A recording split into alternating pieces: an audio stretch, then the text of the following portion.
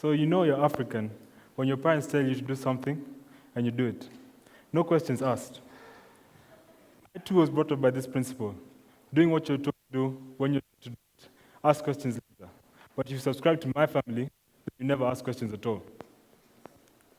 I had a relatively normal upbringing, being the son of a banker and a HR consultant. So if you ask me, I don't really know where the genes of an activist came about. But wait, I wouldn't really regard myself as an activist. I mean, that's what they call me. They being the group of friends that my father was seated with when I told them who I'd be interning with over the summer break. Boniface Mwangi is his name, who when he stood on a stage similar to this regarded to himself as a softie, then turned into a political activist who stood in the line of corruption and brought to light the people who, and brought to task people who would stand in their way in traffic. So I interned at Power 254, which is a collaborative space for the youth who come together towards achieving a social impact. And it was here that I came across the Maramaso initiative. Maramaso standing for a man raised man society.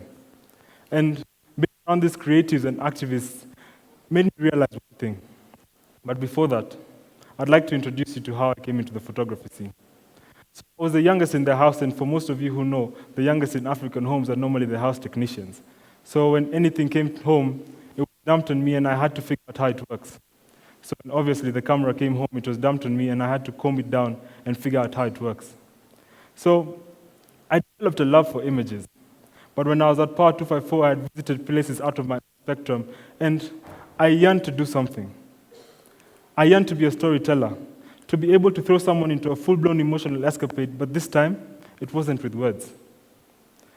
I had rummaged through photography books, each and everything I could find, from the cookbooks, which had got me into so much trouble because I never really returned them. I mean, after all, I was a boy, to the photo books that my mother used to keep on the coffee table. And every time I opened this one, I wondered, what would it take for me to be on a coffee table similar to this one? But I mean, at least for my mother, I just had to stand on one. But that's not what I wanted. I wanted to be able to compile my books and for someone to be able to buy them and put them on their coffee table. So I had run into Kenya Burning, which is a photography book by Boniface Mwangi over the 2007-2008 post-election violence. And these images lit a fire in me. And then there was Transcendent Spirit, which was a compilation of orphan boys in Uganda who had gone through hardships. And the use of black and white images, I must recommend a read. So when I was at Power, a question came up. How much do you know about your country? How much do others know about your country? And what have you done to change the status quo of your country? So I pose to you the same question. How much do you know about your country? How much do others know about your country from the information you give them? And how much have you done to change the status quo of your country? But keep these questions in mind. So I wasn't really into the whole activism aspect, but that was until quite recently, when the opposition was holding their weekly pickets in town, and I came across this image by Akala, who was a photographer who was a photographer from AFP based in Nairobi, and this image lit a fire in me. Now, P.S., let's remember not to tell my mother that in the next demonstration, I was in the front line. In the front line, looking for the images, looking for the image that I so dearly yearned to compile, to be able to put in my book for a coffee table. And during this demonstration, I got hit by a stone. But that wasn't the worst thing that happened. So the youths I interacted with, some of which are my age, but I won't tell you that today, and they were shouting things that they didn't really know about. Things that they were shouting slogans that they knew little of for people who didn't even care about them. The same people who got into the government cars of which they had so strongly opposed and drove off. And we were left there. What were we to do? Was this what the world had held for us? Now, conversations at school didn't make it any better. I mean, was it that the media had portrayed something different? Or was it that we were in a different country altogether? Or just that people just didn't care? I shared an image with a friend of mine, and her reaction appalled me. This cannot be our country, she said. So, is it that we are misdirected, or are we just purely naive?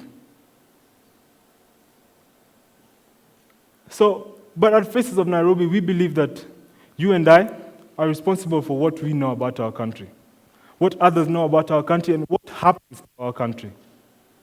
Faces of Nairobi being a community-based organization based on the ethos of educating the youth, but it wasn't always like that. I just wanted to tell a story, to be able to put together stories of people in Nairobi, and because that's, after all, what my heart yearned to do, until I realized the amount of love people had for giving back to the community. From the images I shared during the demonstration to the images I shared during the Team Yatatu feeding projects, people were absolutely brought down to their feet. Their hearts yearned to give back.